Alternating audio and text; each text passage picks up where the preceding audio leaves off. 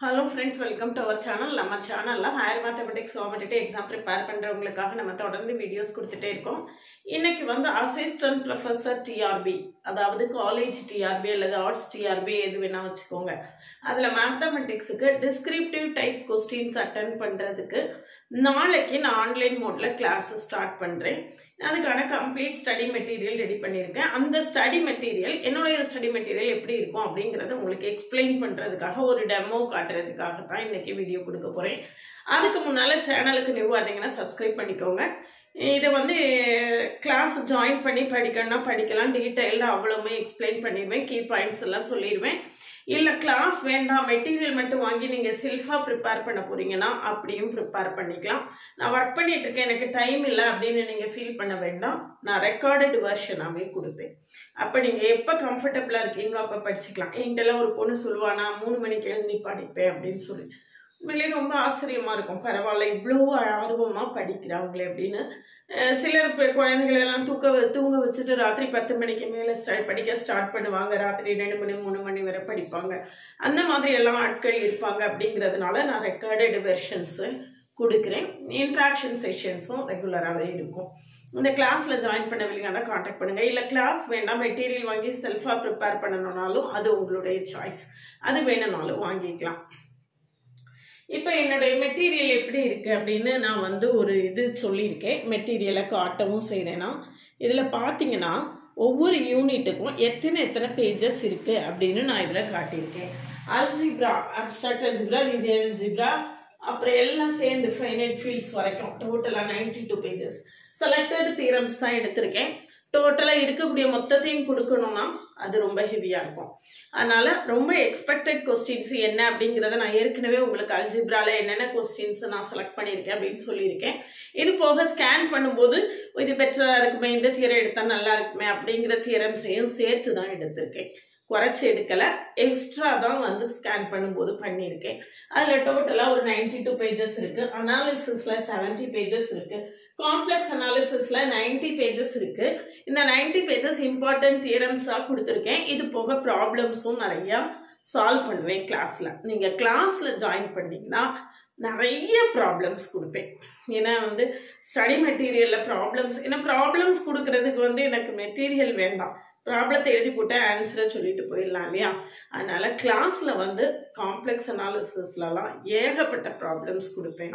நான் கணக்கே இல்லாமல் நிறைய, அதாவது இன்டகிரேஷன்ல அதில் எல்லாமே நிறைய ப்ராப்ளம்ஸை சால்வ் பண்ணுற மாதிரி கொடுப்பேன். அதே மாதிரி லீனியர் அல்ஜிப்ராலையும் அப்படிதான். லீனியர் அல்ஜிப்ரால நம்மளுக்கு நிறைய ப்ராப்ளம்ஸ் வர்றதுக்கு சான்ஸ் இருக்குது. அது எல்லாமே நான் லீனியர் அல்ஜிப்ரா ப்ராப்ளம் சைடு தனியாக கொடுப்பேன். இதில் டோபாலஜியை பொறுத்த வரைக்கும் நம்மளுக்கு ப்ராப்ளம்ஸுக்கு வாய்ப்பு இல்லை. ஃபங்க்ஷனலும் அப்படிதான், தியரம்ஸ் மட்டும் தான். ரொம்ப இம்பார்ட்டன்ட் தியரம்ஸாக எடுத்து செலக்ட் பண்ணி கொடுத்துருக்கேன். ஓடிஇ பிடிஇல வந்து ஓரளவுக்கு எல்லா ப்ராப்ளம்ஸுமே இதுலேயே கொடுத்துருக்கேன். ஏன்னா அது மொத்தமாகவே ப்ராப்ளம் பேப்பர் தானே, அதனால நிறைய ப்ராப்ளம்ஸாகவே தான் இதுலேயே கொடுத்துருக்கேன். மெக்கானிக்ஸு கால்குலஸ் ஆஃப் வேரியேஷன்ஸில் ரொம்ப லிமிட்டடாக, கால்குலஸ் ஆஃப் வேரியேஷனில் தியரம்ஸு ப்ளஸ் ரொம்ப முக்கியமான ப்ராப்ளம்ஸு. மெக்கானிக்ஸ்லையும் அப்படிதான், இம்பார்ட்டன்ட் தியரம்ஸு கொஞ்சம் ப்ராப்ளம்ஸு. டிஃபரன்ஷியல் ஜியாமெட்ரி வந்து ப்ராப்ளம்ஸ் தியரம்ஸ் எல்லாம் மொத்தமாகவே கொடுத்துருக்கேன். இன்டெக்ரல் ஈக்குவேஷன்ஸ்லையும் முக்கியமான தியரம்ஸையும் அதுக்கு கரஸ்பாண்டிங்காக உள்ள ப்ராப்ளம்ஸ் கொடுத்துருக்கேன். OR I am very much struggled with OR. அதில் என்ன கொடுக்கனே தெரியலை. ரீப்ளேஸ்மெண்ட் தியரி அப்படின்னு ஒரு வார்த்தையில் கொடுத்துட்றாங்க. ரீப்ளேஸ்மெண்ட் மாடல்ஸை பற்றி தெரிஞ்சுதான் கொடுப்பாங்களா, தெரியாம தான் கொடுப்பாங்களா அப்படிங்கிறது அந்த ஆண்டவனுக்கு மட்டும்தான் வெளிச்சம். ப்ராபபிலிஸ்டிக் மாடலில் ஒரு 4 மெத்தட் இருக்குது, டிட்டர்மினிஸ்டிக் மாடலில் 4 மெத்தட் இருக்குது, ஷார்ட்டேஜ் வச்சு ஷார்ட்டேஜ் இல்லாமல் இன்வென்ட்ரி மாடல்ஸ் அப்படின்னு ஒரு லைனில் கொடுத்துட்றாங்க. ஒரு வார்த்தை இன்வென்ட்ரி மாடல்ஸ் கொடுத்துட்றாங்க. அதுக்கு பின்னால் நம்ம 3 ஆத்தர்ஸ் புக்கில் ஒரு 20 பேஜ் இருக்குது. 3 ஆத்தர்ஸ் புக்கில் 20 பேஜ் இருக்குன்னா நம்ம அதை உட்காந்து ஒர்க் பண்ணோம்னா அது ஒரு 50-60 பேஜ் வரும். ஒரு வார்த்தையில் இன்வென்ட்ரி மாடல்ஸ்னு கொடுத்துட்டு தூர போனா ஆஸ்பிரன்ஸோட நிலைமை என்ன அப்படின்னு யோசிப்பாங்களா, யோசிக்க மாட்டாங்களா, அல்லது அவங்களுக்கு யோசிக்க தெரியுமா தெரியாதா, இந்த மாதிரியான டவுட்ஸ் எல்லாம் எனக்கு வருது. இதில் இன்வென்ட்ரி மாடல்ஸ் இருக்குது, அது என்ன ரீப்ளேஸ்மெண்ட் மாடல்ஸ் இருக்குது, கேம் தியரி இருக்குது, dynamic programming, integer programming, nonlinear programming. Nonlinear programming, integer programming எல்லாம் பற்றி அந்த சிலபஸ் ஃப்ரேம் பண்ணவங்களுக்கு தெரியுமா தெரியாதான்னு எனக்கு உண்மையிலேயே ஒரு ஒரு கோபம் கலந்த ஒரு எரிச்சல் வருது எனக்கு. ஏன் நீங்கள் இன்டிஜர் ப்ரோக்ராமிங் ப்ராப்ளத்தை சால்வ் பண்ணியே பார்த்தது இல்லையா வாழ்க்கையில்? எப்படி சிலபஸ் கொடுக்குறீங்க அப்படின்னு எனக்கு கேட்கணும் போல வருது. கியூயிங் மாடல்ஸு இப்படியே கொடுத்தா அதில் வந்து என்ன கேட்டீங்க அப்படின்னா ஓஆரை நெக்லெக்ட் பண்ணிட்டு படிங்கன்னு நான் சொல்லுவேன். ஏன்னா அதில் தியரம்ஸ் வருமா, அல்காரிதம் வந்ததுன்னா ஓகே, அல்காரிதம்ஸாக பார்த்துட்டு போங்க. ப்ராப்ளம்ஸ் வந்ததுன்னா அவங்க சஃபிஷியண்டாக அடிஷ்னல் ஷீட்ஸ் கொடுப்பாங்களா? It is a very big question mark. அதை பற்றி எதுவுமே சொல்லலை. நீங்கள் அந்த இன்டிஜர் ப்ரோக்ராமிங் ப்ராப்ளம் போடுறதுக்கு உங்களுக்கு எத்தனை பேஜ் தேவைப்படணும், சிலபஸ் ஃப்ரேம் பண்ண உங்களுக்கு கொஞ்சம் தெரியுமான்னு எனக்கு கூப்பிட்டு கேட்கணும் போல ஒரு ஆத்திரம் வருது. ஆனால் சரி, ஒன்றுமே செய்ய முடியாத நம்மள நம்ம இருக்கோம். நம்மளால் முடிஞ்சதை ஆஸ்பிரன்ஸுக்கு ஏதாவது கைட் பண்ண முடிஞ்சால் கைட் பண்ணிட்டு தூர போயிடணும். நம்மளுக்கு அதை தவிர வேறு எதுவுமே நம்மளுடைய வேலை கிடையாது அப்படிங்கிற இடத்துல நம்ம பேசாமல் போக வேண்டியிருக்கு. அதனால ஓஆரை பொறுத்த வரைக்கும் நான் வந்து கொஞ்சம் புக் மெட்டீரியல்ஸை தான் ஸ்கேன் பண்ணியிருக்கேன். I want to be more frank with you. மற்ற எல்லாமே என்னுடைய ஹேண்ட் ரிட்டன் நோட்ஸு அல்லது என்னுடைய ஸ்டூடெண்ட்ஸோட ஹேண்ட் ரிட்டன் நோட்ஸ், நான் ஹேண்டில் பண்ண பேப்பரோடைய ஹேண்ட் ரிட்டன் நோட்ஸு. ஓஆரை பொறுத்த வரைக்கும் எனக்கு அப்படி கொடுக்கறதுக்கு முடியலை. அதனால நான் வந்து இம்பார்ட்டன்ட் தியரம்ஸ், இம்பார்ட்டன்ட் அல்காரிதம்ஸ் எல்லாமே நான் டெக்ஸ்ட் புக்லேருந்து தான் எடுத்து கொடுத்துருக்கேன். அது ரொம்ப ரீடபிளாக, ரொம்ப பார்த்த உடனே புரிகிற மாதிரி உள்ளது தான் கொடுத்துருக்கேன். முடிஞ்சா படிங்க, இல்லைன்னா ஓஆரை ஸ்கிப் பண்ணிட்டு போகிறது கூட நல்லது அப்படின்னு தான் சொல்லுவேன். ஏன்னா நான் வந்து என்கிட்ட ஜாயின் பண்ணி படிக்கிறவங்களுக்கு ஓஆரை ஸ்கிப் பண்ணிக்கலாம், மற்றதை நம்ம இன்னும் கொஞ்சம் கூட நல்லா கான்சன்ட்ரேட் பண்ணலாம் அப்படிங்கிற மாதிரி தான் நான் யோசிச்சிருக்கேன். ஓஆர்லையும் செலக்டடாக படிக்கலாம். முக்கியமானது இது வரும், இது ரொம்ப ஈஸியாக பண்ணிடலாம் அப்படிங்கிற மாதிரியாக செலக்ட் பண்ணி சொல்ல போகிறேன். மேத்தமெட்டிக்கல் ஸ்டாட்டிஸ்டிக்ஸை பொறுத்த வரைக்கும் ஒன்றும் பிரச்சனை இல்லை, ரொம்பவே ஈஸியாக நம்ம ஸ்கோர் பண்ணக்கூடிய ஒரு ஏரியா தான்.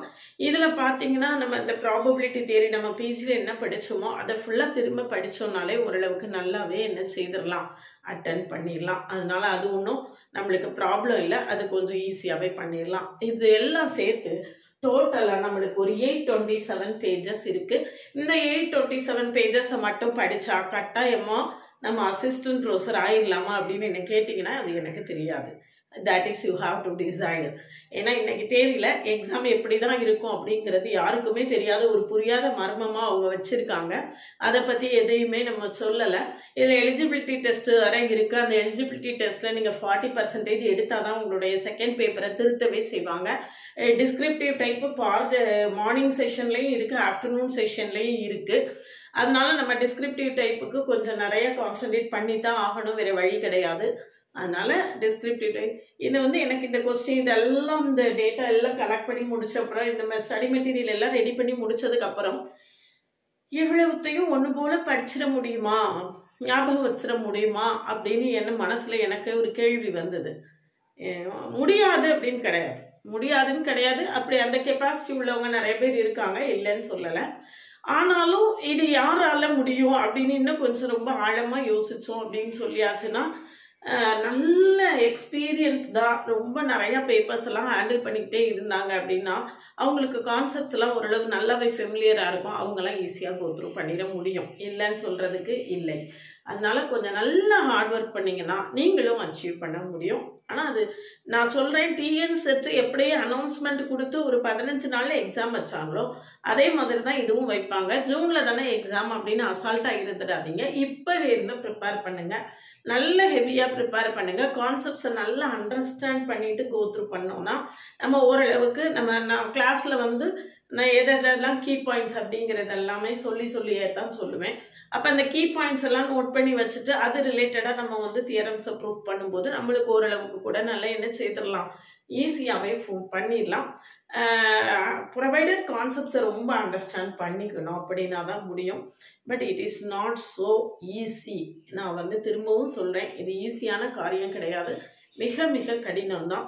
தேர்வர்களுடைய இடத்துலேருந்து பார்க்கும்போது, ஆஸ்பிரன்ஸோட இடத்துலேருந்து பார்க்கும்போது எனக்கு கொஞ்சம் வருத்தமாக கூட இருக்குது. இவ்வளவு சிலபஸை வச்சுருக்காங்க, இவ்வளவு சிலபஸை வச்சுட்டு அதில் டிஸ்கிரிப்டிவ் அப்படின்னு சொல்லிட்டு அந்த டிஸ்கிரிப்டிவில் 8 கொஸ்டின் தான் கேட்பேன்னு சொன்னால் அந்த 8லேருந்து 5 எழுதணும். இவ்வளோ வாஸ்ட் சிலபஸ்லேருந்து எந்த 8 கொஸ்டின் வரும் அப்படின்னு எப்படி கெஸ் பண்ணுறது? இப்படியெல்லாம் யோசிக்கும் போது ஒரு ஒரீடான மனநிலை வரும். இருந்தாலும் as we have to achieve, we have to work hard. நிறைய ஹார்ட் ஒர்க் பண்ணால் நிச்சயமாக நம்மளால் அச்சீவ் பண்ண முடியும். அதனால் இந்த கிளாஸில் ஜாயின் பண்ணவில்லைங்கன்னா காண்டாக்ட் பண்ணுங்கள். கிளாஸ் நாளைக்கு 21 மார்ச் இப்போ கிளாஸ் ஆரம்பிக்கிறேன். கிளாஸஸ் எப்படி இருக்குன்னா கமெண்ட்லேயும் டிஸ்கிரிப்ஷன்லேயும் இருக்குது.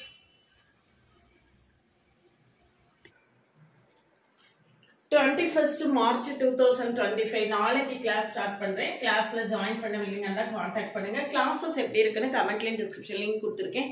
போய் பார்த்துட்டு கம்ஃபர்டபுளாக ஃபீல் பண்ணிங்கன்னா காண்டாக்ட் பண்ணுங்கள். என்னுடைய இது வந்து நிறைய டைம் எடுத்து படிக்கணும். நிறைய டைம் எடுத்து ரொம்ப ஒரு எஃபர்ட் எடுத்து படித்தா தான் நம்ம என்ன செய்ய முடியும், அச்சீவ் பண்ண முடியும். அதனால் நோட்டிஃபிகேஷன் வந்த பிறகு படிக்கலாம் அப்படின்னு நினைக்காதீங்க. நோட்டிஃபிகேஷன்லாம் வராது. எக்ஸாமுக்கு ஒரு 15 நாளுக்கு முன்னால் டேட் மட்டும் அனௌன்ஸ் பண்ணுவாங்க. அது ஜூனில் தான் அனௌன்ஸ் பண்ணுவாங்க. அதனால் இப்போவே இருந்து படிக்கிறதுக்கு ஆரம்பிச்சிருங்க.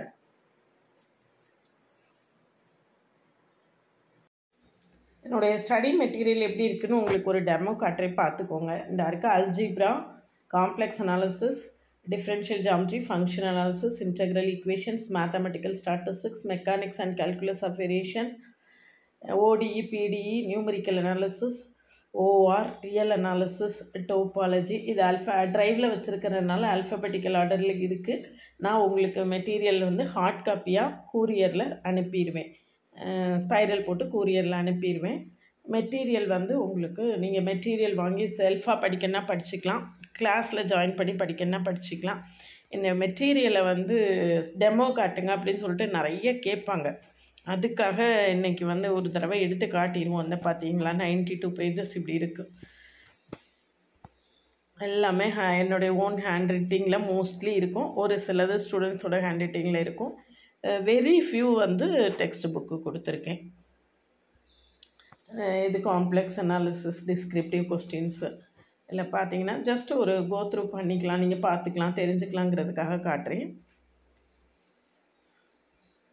ட்ரைவ்லங்கிறதுனால ஓப்பன் ஆகிறதுக்கு கொஞ்சம் டிலே ஆகுது. பார்த்தீங்களா,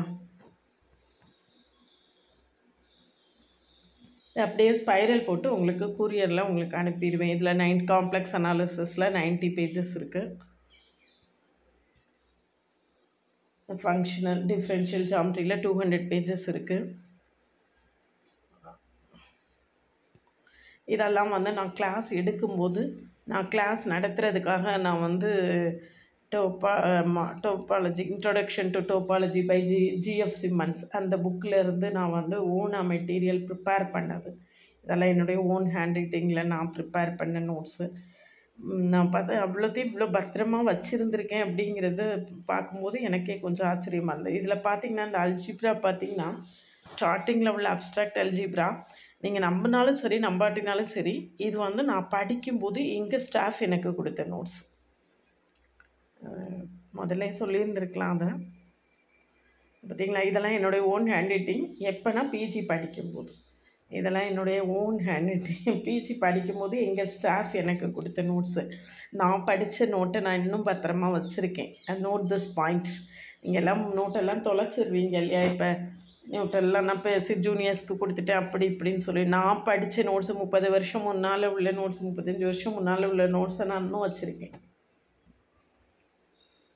வச்சிருக்கிறது மட்டும் இல்லாமல் அப்படியே ஒரு எழுத்து கூட மாறாமல், ஒரு நோட்டு கலையாமல் அப்படி வச்சுருப்பேன். இது பார்த்திங்களா, ரியல் அனாலிசிஸ்லாம் வந்து நான் கிளாஸ் எடுக்கும்போது நான் ப்ரிப்பேர் பண்ணது. இது கிளாஸ் எடுக்கும்போது ப்ரிப்பேர் பண்ண நோட்ஸு. இந்த உங்களுக்கு ஒரு தெரியணும் அப்படிங்கிறதுக்காக நான் வந்து எவ்வளோ பேஜஸ் கொடுத்துருக்கேன் அப்படிங்கிறது அது அப்படியே ப்ராப்பராக அதில் கரெக்டாக இருக்கும். இது தெரிஞ்சுக்கிறதுக்காக கொடுத்துருக்கேன். கிளாஸில் ஜாயின் பண்ணவில்லைங்கன்னா காண்டாக்ட் பண்ணுங்கள். இல்லை நோட்ஸ் மட்டும் வேணும், ஸ்டடி மெட்டீரியல் மட்டும் வேணும், செல்ஃபாக ப்ரிப்பேர் பண்ணுறீங்கனாலும் காண்டாக்ட் பண்ணுங்கள். மற்றபடி ரொம்ப ஹார்ட் ஒர்க் பண்ணுங்கள். அப்படின்னா தான் கிளியர் பண்ண முடியும். நிறையா ப்ரிப்பேர் பண்ணுங்கள், நிறையா படிங்க.